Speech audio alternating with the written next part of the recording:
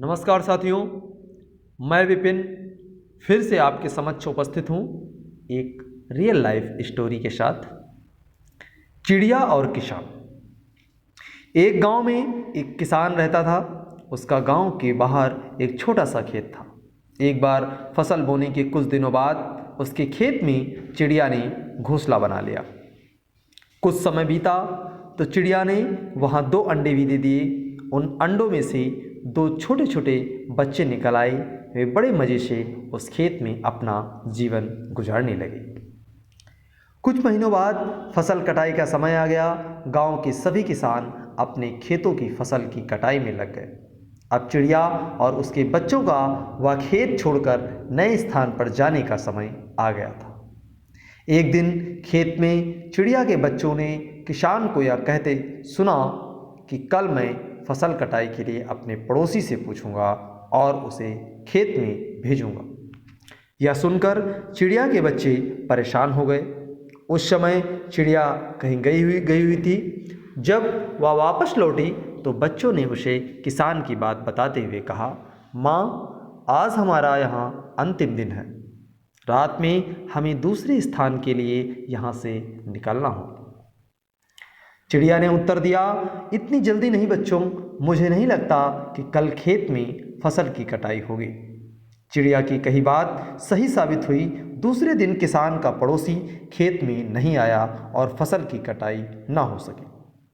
शाम को किसान खेत में आया और खेत को जैसे का तैसा देख बुदबुदाने लगा कि पड़ोसी तो नहीं आया, ऐसा करता हूँ कल अपने किसी रिश्तेदार को भेज देता हूँ।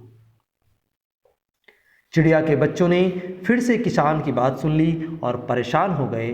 जब चिड़िया को उन्होंने ये बात बताई तो वह बोली, तुम लोग चिंता मत करो, आज रात हमें जाने की ज़रूरत नहीं है। मुझे नहीं लगता कि किसान का रिश्तेदार आएगा। ठीक ऐसा ही हुआ और किसान का रिश्तेदार अगले दिन खेत नहीं पहुंचा।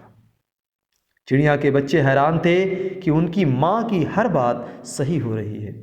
अगले शाम किसान जब खेत आया तो खेत की वही स्थिति देख बुदबुदाने लगा कि लोग तो कहने के बाद भी कटाई के लिए नहीं आते हैं, कल मैं खुद आकर फसल की कटाई शुरू करूँगा।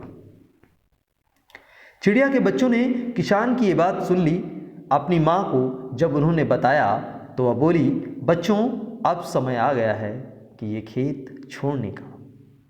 हम आज रात ही ये खेत छोड़कर दूसरी जगह चले जाएंगे। दोनों बच्चे हैरान थे कि इस बार ऐसा क्या है जो माँ खेत छोड़ने को तैयार है। उन्होंने पूछा तो चिड़िया बोली, बच्चों, पिछली 2 बार किसान कटाई के लिए दूसरों पर निर्भर था।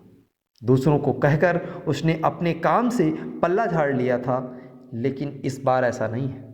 इस बार उसने यह जिम्मेदारी अपने कंधों पर ले ली है, इसलिए वह अवश्य आएगा। उसी रात चिड़िया और उसके बच्चे उस खेत से उड़ गए और कहीं और जाकर चले गए। दूसरों की सहायता लेने में कोई बुराई नहीं है, किंतु यदि आप समय पर काम शुरू करना चाहते हैं और चाहते हैं कि वह समय पर पूरा हो जाए तो उस काम की जिम्मेदारी स्वयं ही लेनी होगी। दोस्तों, दूसरे भी मदद उसी की करते हैं जो अपनी मदद स्वयं करता है। तो इस प्रकार थी ये story. Thank you so much दोस्तों।